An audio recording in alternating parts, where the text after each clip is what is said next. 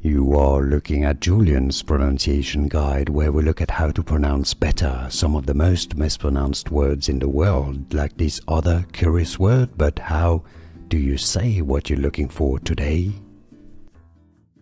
Let's learn once and for all how to pronounce this word from Italian. If you want to learn more music vocabulary, classical music in particular, stay tuned. I've got more videos you'll want to learn from and listen to. This comes from Italian originally, okay? The word exists in English, but it's been borrowed from Italian. Concerto.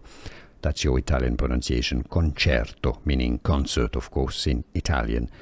In English, therefore, it's pronounced as concerto. Yes, a ch sound, because in Italian a C before an E is ch, okay? Concerto.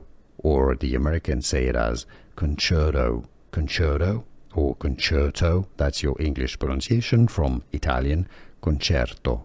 And now you know. Here are more videos on how to pronounce more confusing words and names too many mispronounced. Like this video if you found it useful. I appreciate your support. I'll see you soon and thanks for watching.